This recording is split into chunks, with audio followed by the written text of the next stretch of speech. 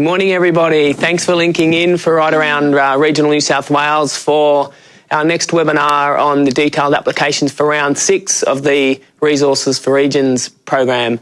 We're calling in to you from Sydney this morning, but I think we have people on the end of the pixels on the screen from Narrabri, Gundagai, from Orange and my hometown of Wollongong. So welcome to everybody this morning to the webinar. My name's Jonathan Wheaton. I'm the Acting Director in the Regional New South Wales Group for the Economic Activation Programs.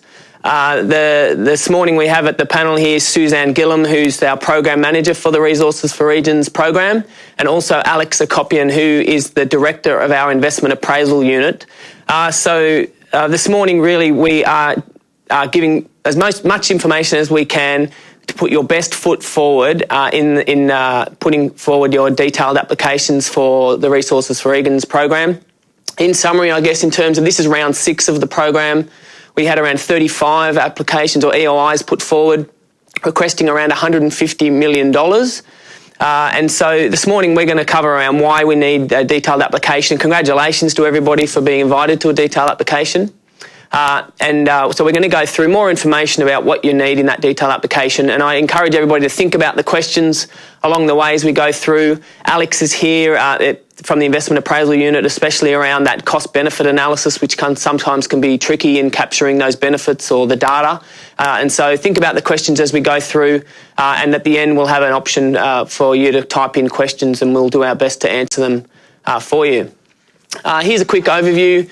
You'll see, I guess, that today is really for you to get a better idea of what is required in the applications, the different parts and components of the application, and we'll also give a bit of a recap of the program, the objectives of the Resources for Regions program, and so on. So without further ado, I'll hand you on over to Suzanne, who's going to run through the presentation today. Thanks, Jonathan, and good morning, everyone. Thanks for joining us from across regional New South Wales. Pleased to be able to talk about the detailed application process for Resources for Regions Round 6.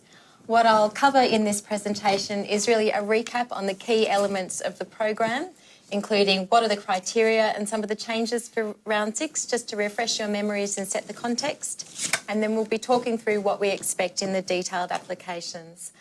As a reminder, what we're really trying to do is help you know the information that you need to know to put your best foot forward and put through a competitive application.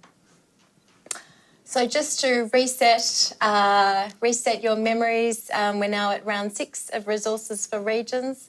Resources for Regions is a Restart New South Wales program, and it's part of the New South Wales Government's $1.3 billion Regional Growth Fund. We're at round 6, so we've had a few rounds of the program. So many of you are probably familiar with the fact that Resources for Regions exists to improve or create new economic or social infrastructure in mining-related communities. So again, similar echo Jonathan's sentiments. Congratulations on being shortlisted. As you know, EOIs closed on the 23rd of July, and on the 25th of September, we notified shortlisted applicants and invited them to submit a detailed application.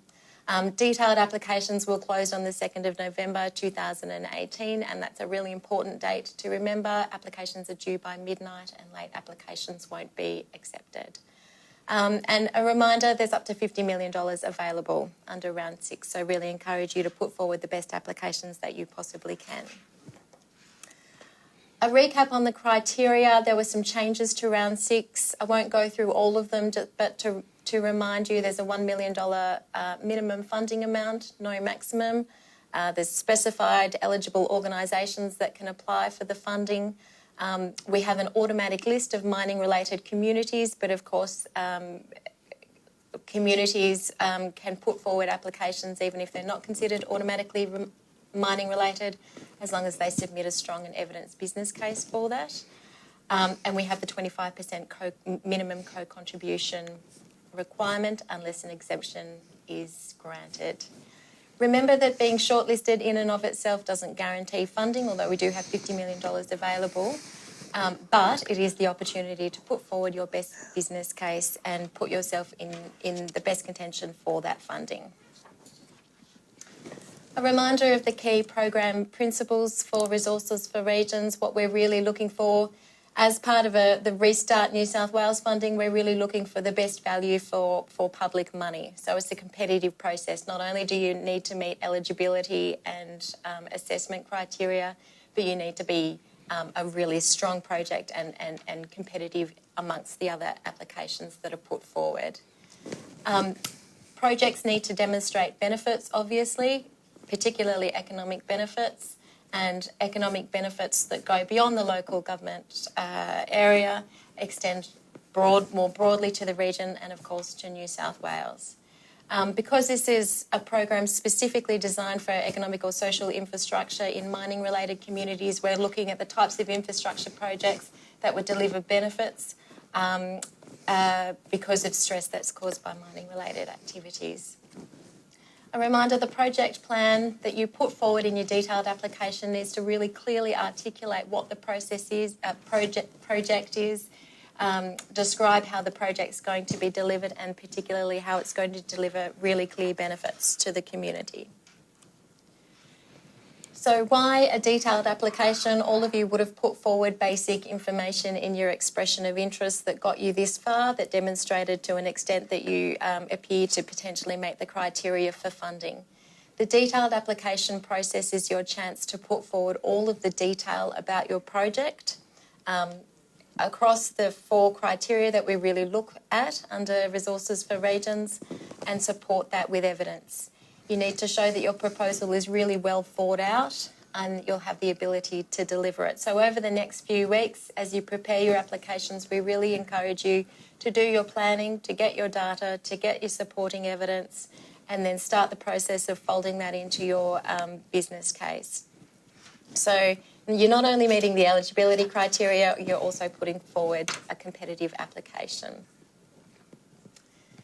This slide lists some of the critical things to do in preparing your detailed application. So first of all, I'd encourage you to refer to the program guidelines again, which list all of the criteria that we're assessing detailed applications against. So you can see here the strategic, economic, affordability and deliverability.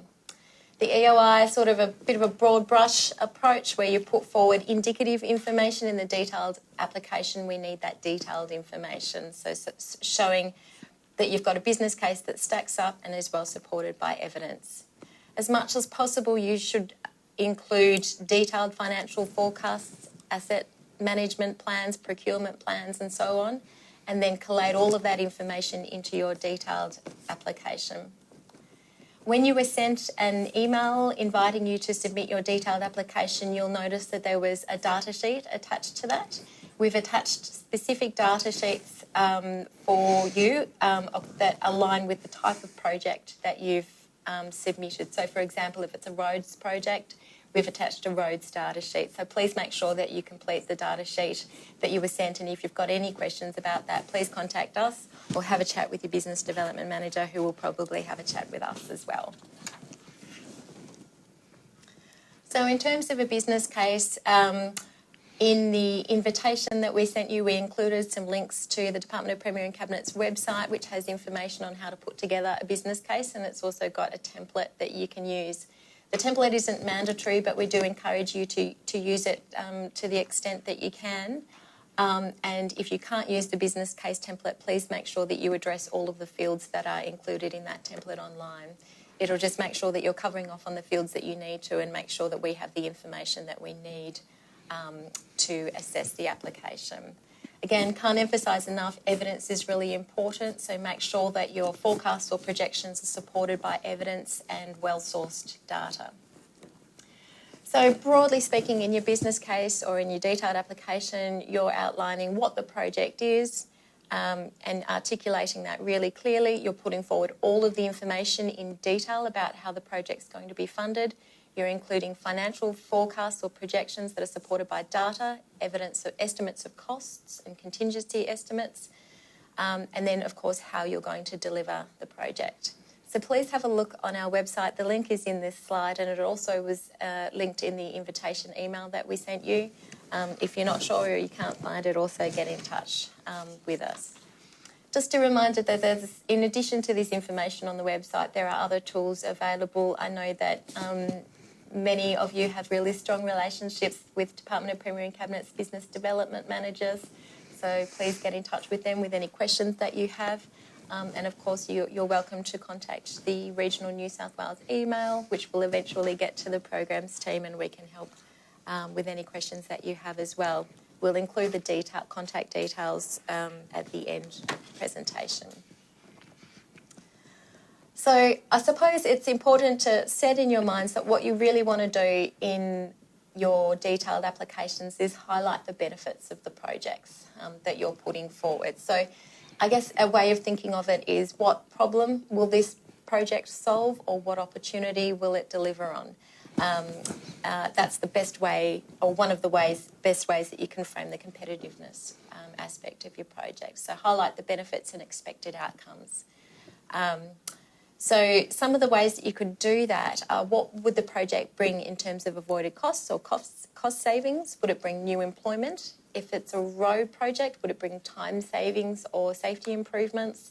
If it's a visitor kind of project or a tourism project, would it bring new visitation or new use of the facilities because of the investment that the government's making in the infrastructure?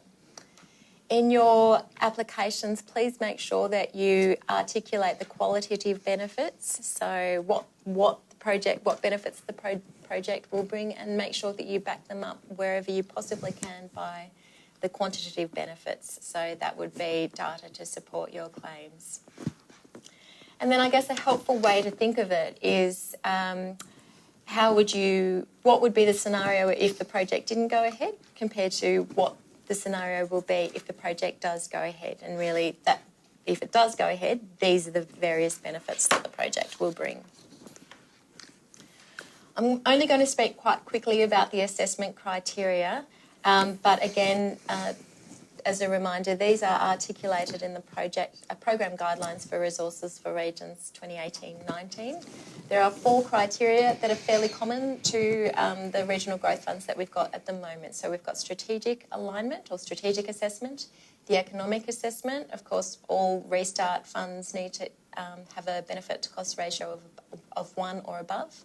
There's the affordability, so can the project actually be delivered in the funds available, and deliverability. Have you got detailed plans of how you're going to deliver the project and manage it, I suppose, on an ongoing basis to show that that investment of the New South Wales Government is actually going somewhere, and it will be invested in a piece of infrastructure that will be ongoing. So I'm going to talk through the economic appraisal probably pretty poorly. Alex, sitting next to me, is the expert on this.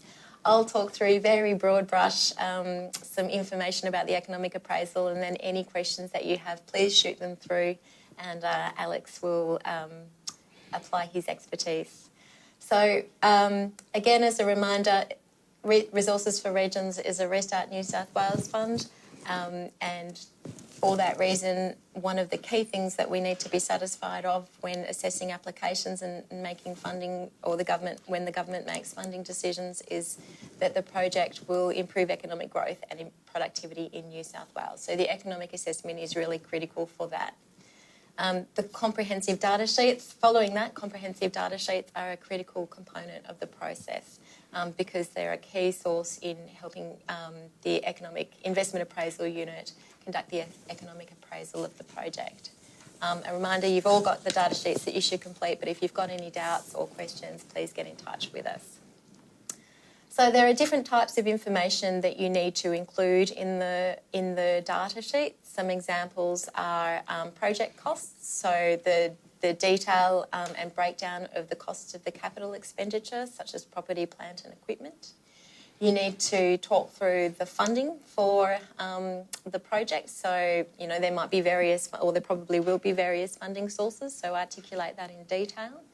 And outline the operational expenditure, so ongoing maintenance costs and so on, that you predict will be associated with the project.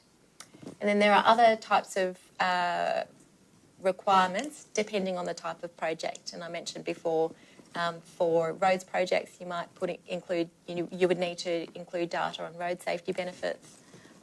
visitation benefits if it's a tourism project, or operational revenue that would come about as a result of the project. So it depends on the type of project, but the key takeaway is that you really need to make sure that you include well-sourced and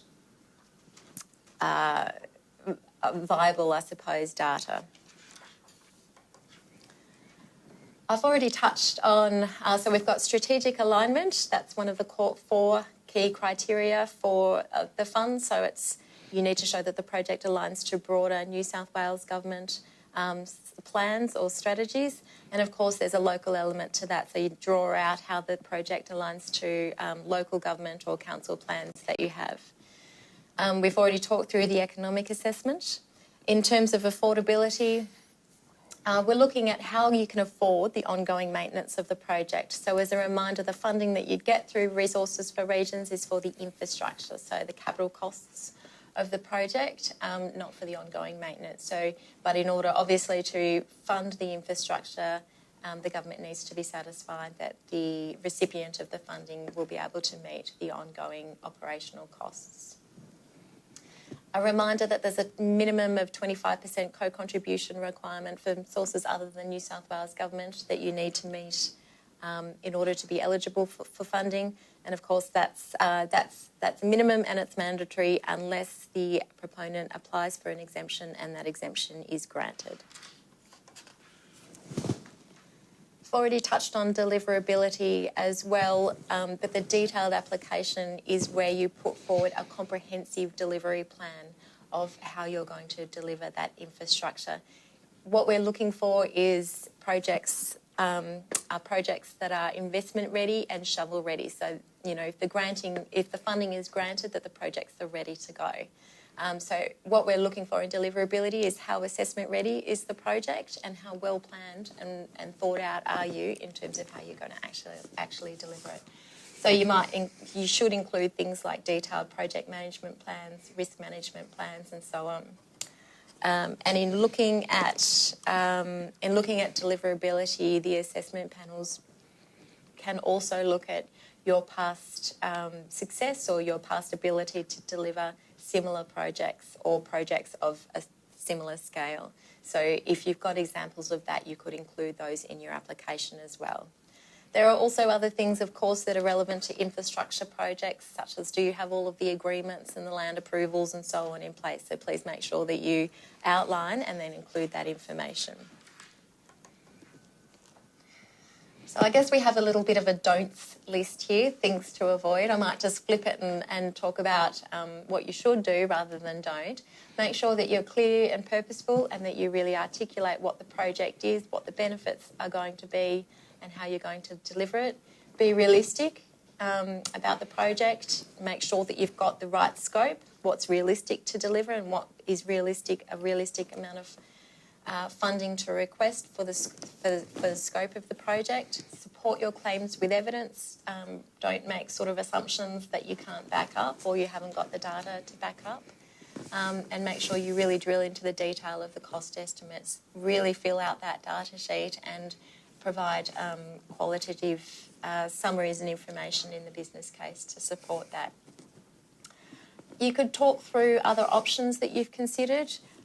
In order to sort of talk through why you've chosen a specific project and why it's critical to deliver that, you could talk through other options that you've considered and why you've landed on this particular project to solve the particular problem or capitalise on the particular opportunity.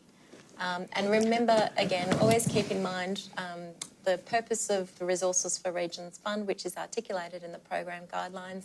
So first of all, as a Restart New South Wales fund, it's to improve economic growth and productivity in New South Wales. So it's a statewide benefit.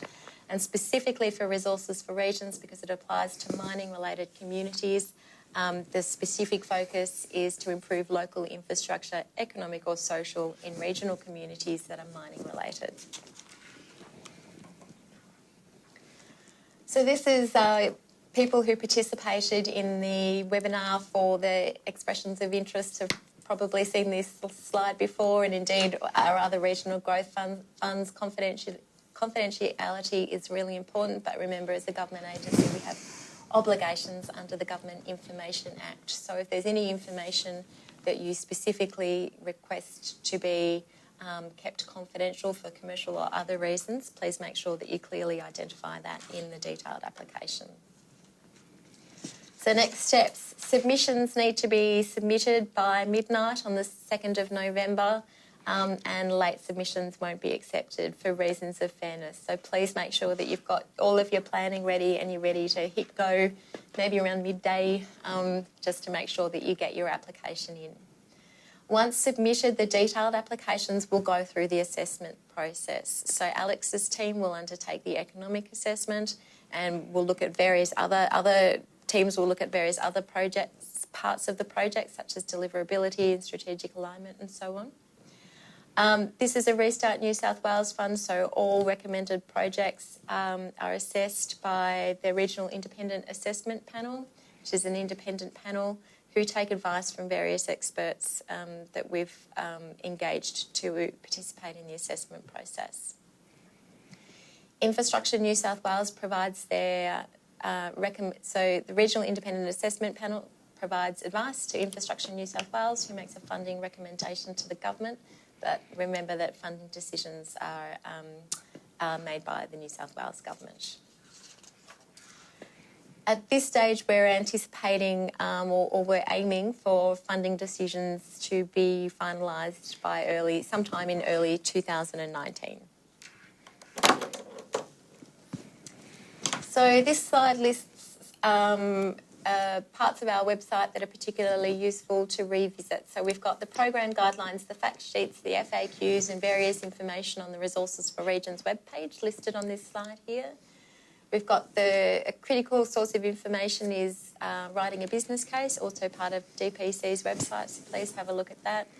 And we've got our email address, regionalnewsouthwales.business@dpc.nsw.gov.au, or the phone number for specific inquiries that you have. But again, in addition to this general email address and information line, please remember to touch base with your business development manager, who will be able to help with any questions that you have as well. So look, that's an overview of a reminder, a bit of a refresher on Resources for Regions Round 6. We talked through the eligibility criteria, the assessment criteria, what to do, what you should be aiming to do in your detailed application, and a little bit on what not to do. And we're also very happy to answer any questions that you have. So once again, congratulations on being shortlisted. Please take this opportunity to invest as much as you can in putting forward a really strong detailed application. There's $50 million available. Please get in touch with any questions that you have, and look forward to answering your questions now, hopefully.